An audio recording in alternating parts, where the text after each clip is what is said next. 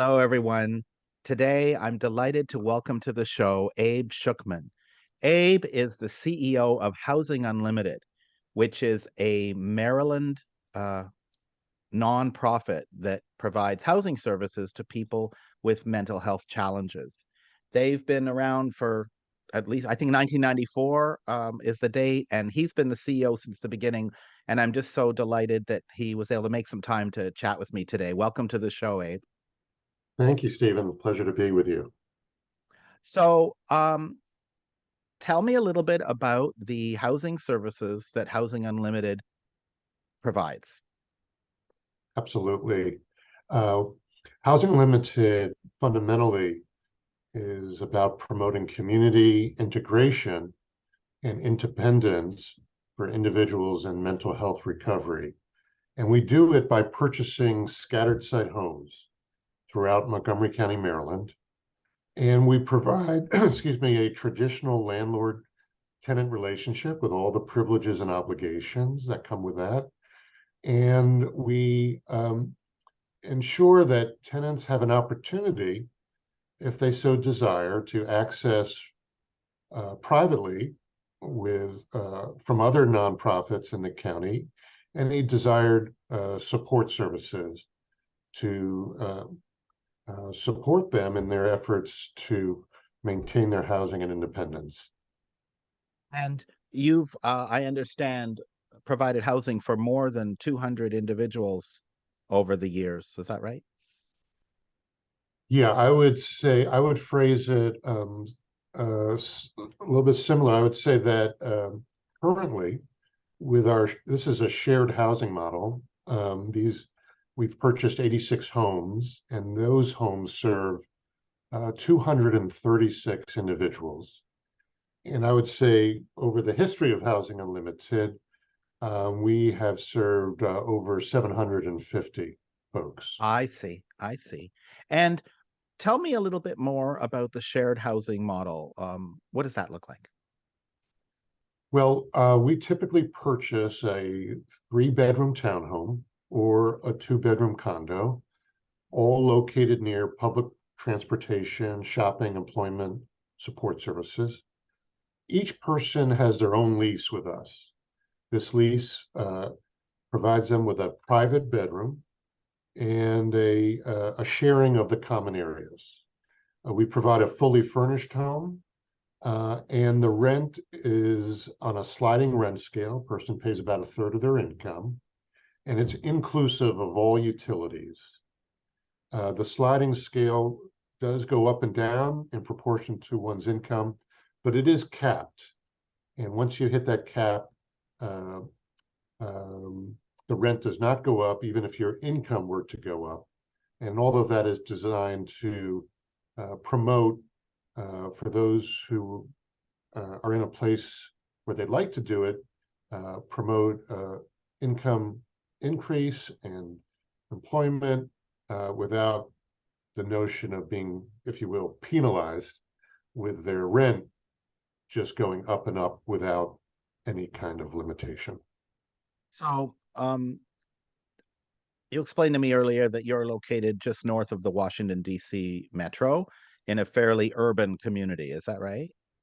I would say an increasingly urban suburb, almost like an inner suburb of a million plus folks with many, if you will, mini urban areas dotted throughout the county. And are the people who are renting your units, how are they learning about you I and think, this? yeah, I think over the years it's been a combination, given that we're in our 29th year, Wow. there is quite a bit of word of mouth. Um, we also really strive to have a accessible website in terms of applications. Person can download and fill out directly themselves and apply at any time. We really worked hard to spread the word within the mental health community, um, providers, advocacy groups. We also spread the word within the homeless uh, support provider community, if you will, so that hopefully throughout the county, either directly or indirectly, people have access to us and can submit an application either online or mail it in. So I've heard, I've it's my understanding that oftentimes people who are, is there, well, let me back up. Is there a big homeless population in your area? There is, I think the homeless count, that annual count, I think it fluctuates, but I would say on any given day, 600, 700 folks. Uh, Wow. and for us, from day one, we've worked hard to bring our rents low enough and design our business model, our housing model, such that we can reach people with extremely low incomes, Right. below 30% of area median income, below 15% of area median income. And I'd say at this point, 4 out of every 10 new tenants are coming to us from local homeless shelters. Right. So the people at the homeless shelters are fully aware of you as a housing option for them to explore when they're helping someone get off the street. Is that right? Yeah, I would say our particular niche is independent living. Mhm. Um, so we're on that end of the continuum where uh, we're going to um, sign leases with folks who have a demonstrated ability to live independently. Um, and so, as a practical matter, that may indeed be someone who maybe has achieved a certain level of stability uh, in a homeless shelter or in a residential rehabilitation program, um, or has really done nicely and has lived all their life in their family's home and are Right. ready. Maybe their parents are getting up in age and they're ready to move out of the familial home and take that first step into independent living.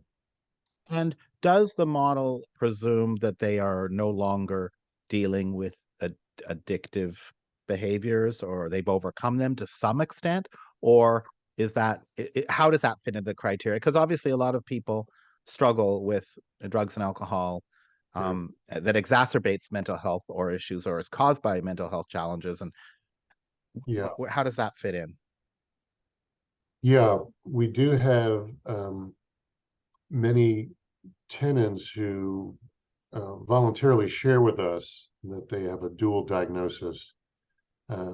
We're focused on the housing relationship, and so we're not inquiring into uh, the details uh, of a person's psychiatric disability or if there's in recovery from substance abuse.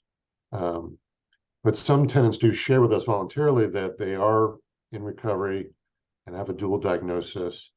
And our the focus on us, the laser focus for us is a person respecting the classic elements of our traditional lease. Um, are they paying their rent on time? Are they respecting their housemates and neighbors and housing limited staff? Are they maintaining a clean unit? Mhm. These are the traditional classics, and that's what we focus on. And that's the essential relationship. Do you have, excuse me, do you have a big waiting list right now? We have a sizable waiting list. It fluctuates, but I believe it is around 150 currently. Wow. And are there other nonprofits in your area that offer similar housing, or is your model unique in your area? Our model is unique in our area in terms of a housing only entity Mhm. focused on the housing that we just talked about, and then really working hard to collaborate with other mission driven nonprofits who have a focus on support services so that through this collaboration, we can focus on the housing and our tenants have a credible opportunity to access desired support services from these other wonderful nonprofits. I do have done a lot of interviews on this show with people who are building, developing, and serving people living in housing that has designed to be accessible from the perspective of an autism diagnosis or a physical disability diagnosis. Do you encounter in your housing model folks who come into it who have those types of housing challenges? That aren't Yeah, necessarily connected with a mental disability or a mental illness. yeah. On occasion, um, we have an applicant who reports that they not only are in mental health recovery, but they also have a physical disability, for example. Mhm, And we're asked, are any of your homes wheelchair accessible?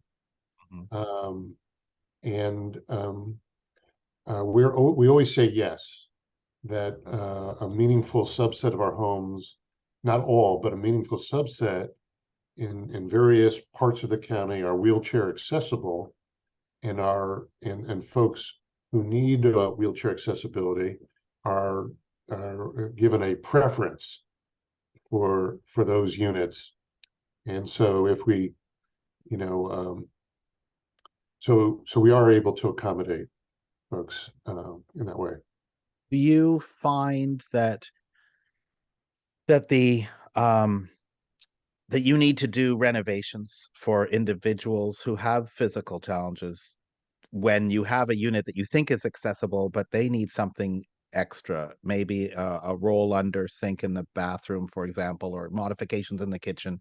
Are you able to accommodate stuff like that? And do you pay for it? Yes, we have received those um, requests over the years, um, and um, certain requests we're able to pay for. Certain requests um, in in in our setting, um, a the traditional expectation is that a landlord agree to an accommodation Hmm. if the tenant pays for Yeah, the that's the traditional model. Yeah.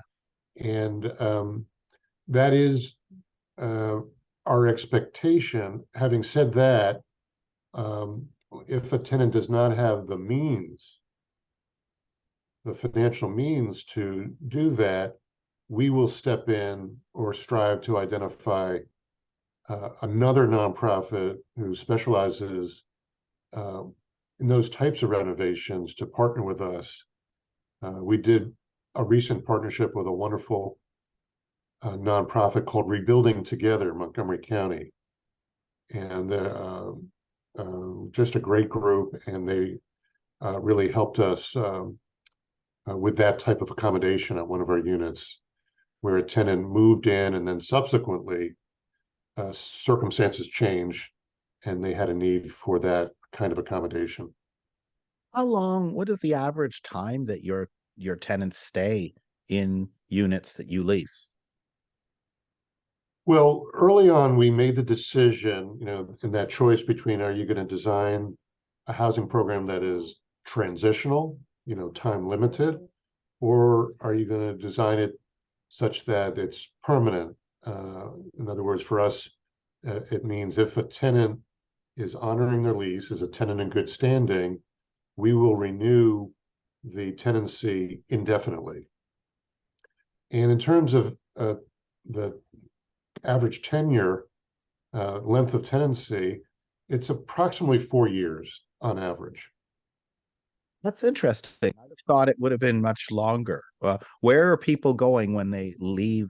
I mean, if you know, do you have any sense of where Yeah. people go when they leave your facilities, your houses? apartments? Different directions, different opportunities.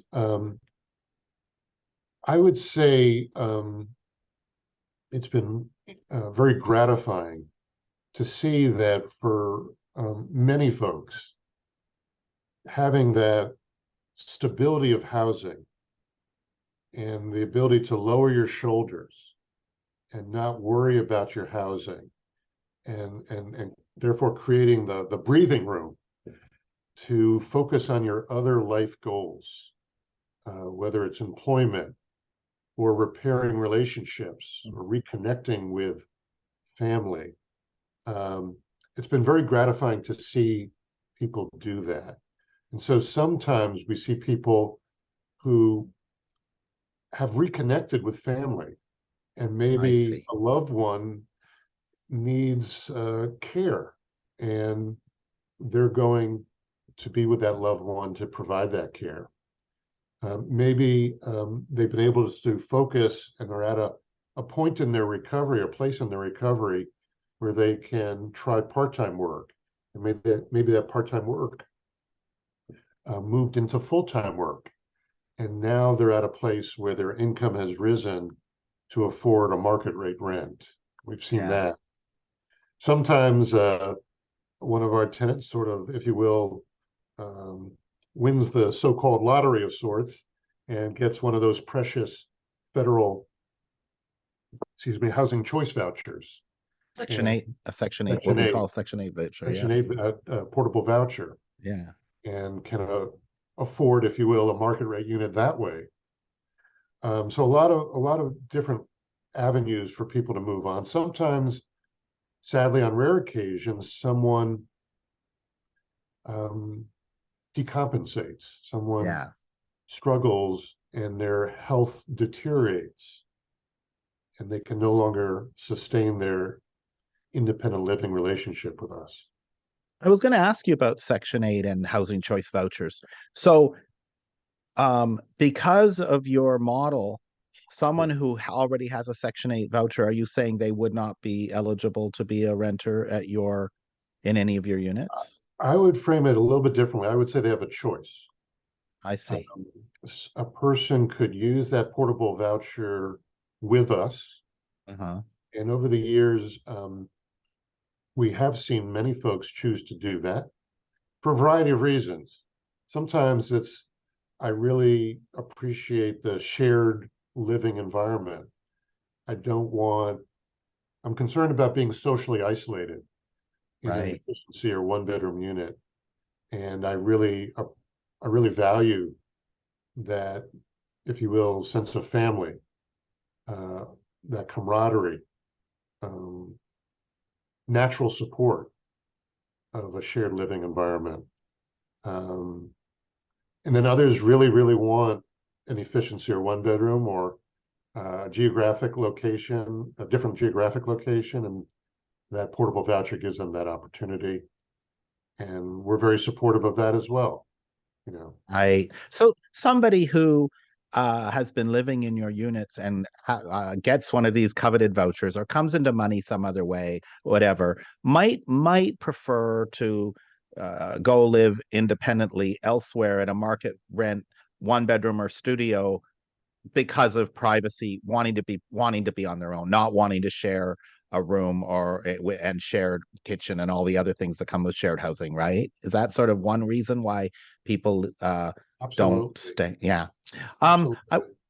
I I want to will, ask I you. may, Sorry, go ahead. Susan, one additional point that I think is worth mentioning about why a person might stay, even though they Mhm. have a voucher. And that is, we have a tenant empowerment program. I was going to ask you about that. Yeah.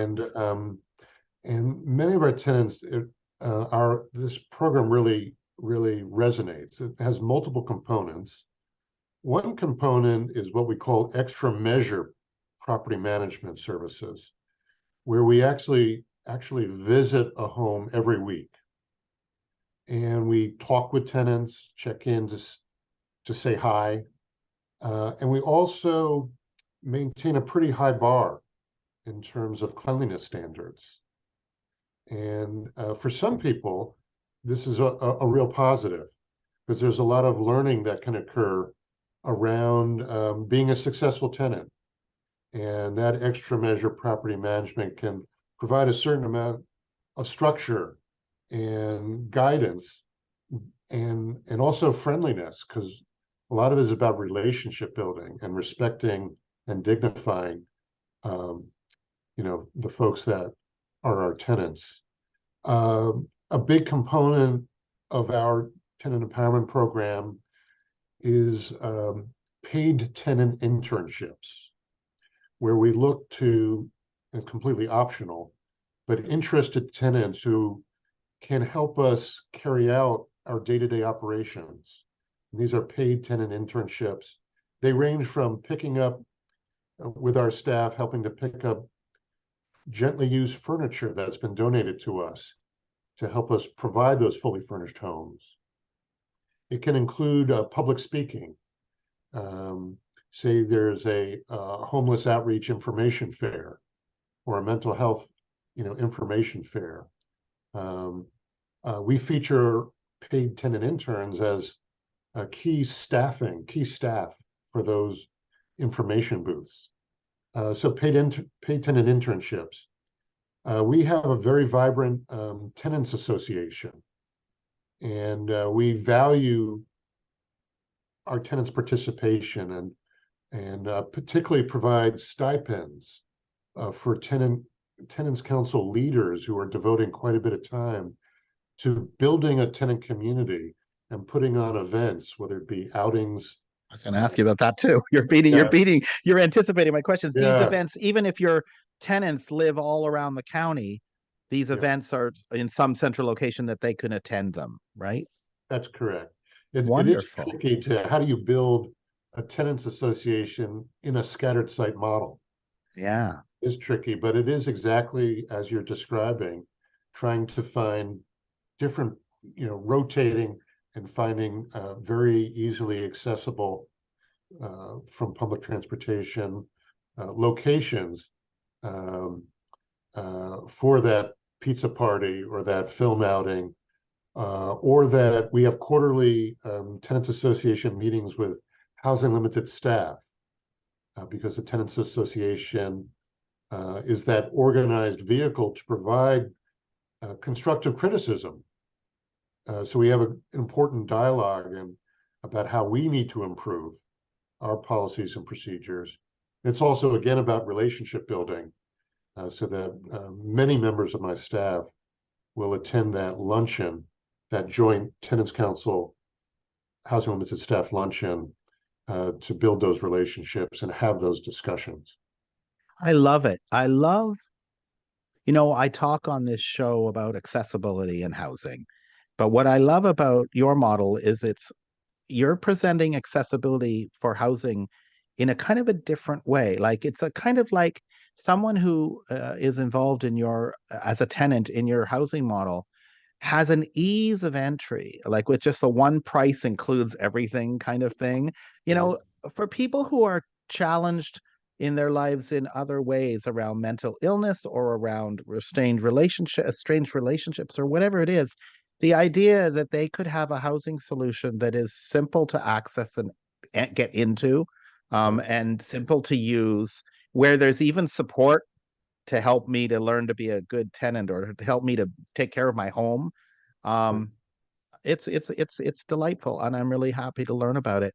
I wanted to ask you, Abe, you've been at this you're on the verge of a third big anniversary for your organization next year, 30 years. And you have been the CEO since right from the beginning.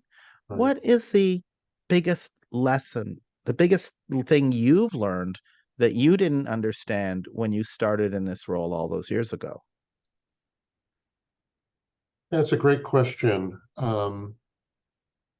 I think the most important lesson that I learned early on and has been uh, taught to me in different ways over and over again is the importance of treating everyone as people first.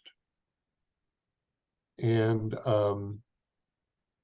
and focusing on people's strengths and keeping very, very keeping that very, very central to all of our interactions, um, for it to guide all of our policies and procedures, and and then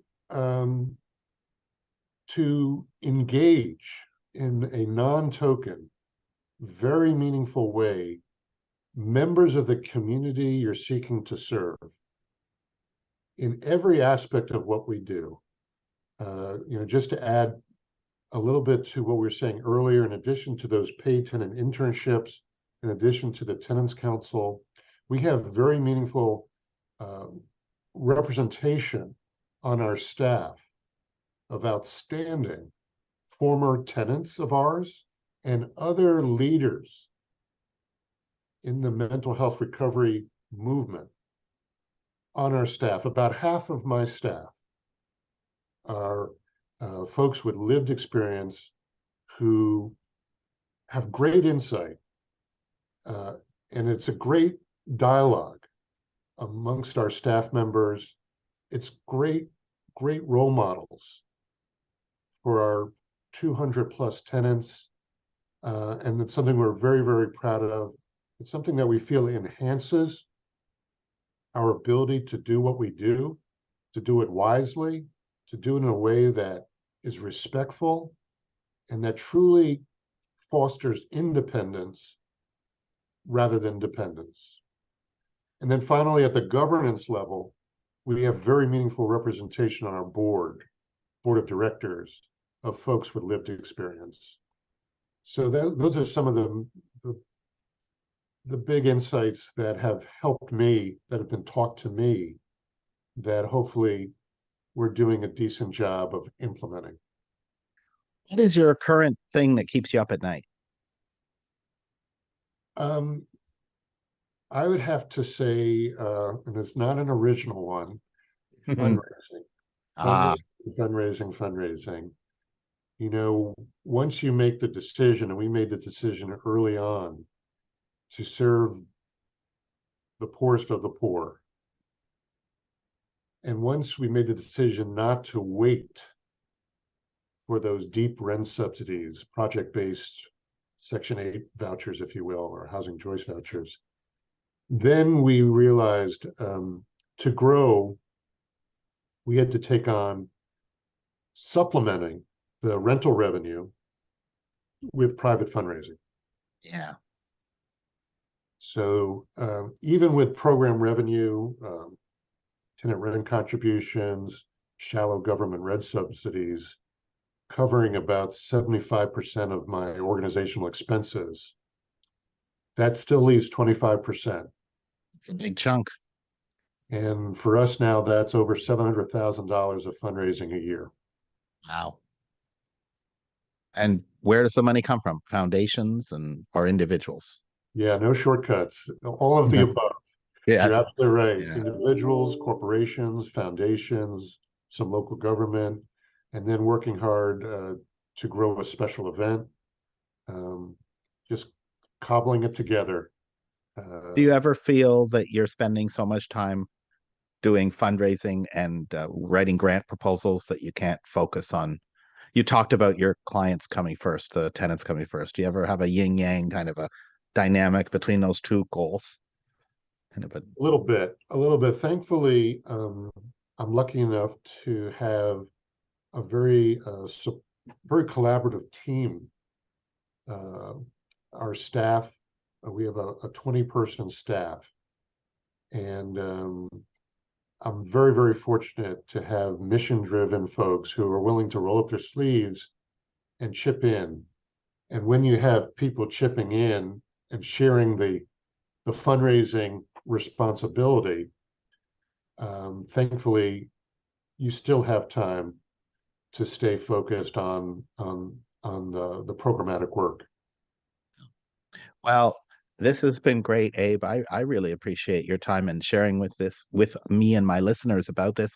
Is there if people want to learn more and maybe even donate, how do they learn more? How do they donate? How do they get a hold of you? Yeah, we'd love to talk with people. We'd love for people to support us. The easiest way is to go to our website, which is www.housingunlimited, one word, housingunlimited.org. And we just redid our website. We're excited about it. We Yeah, I hope, looked at it. It looks really good. thank you. We hope it provides really helpful information. Awesome. All right. Well, thank you so much for your time today and for being on my show. My pleasure. Thank you so much for inviting me and for having this important show. Really appreciate it.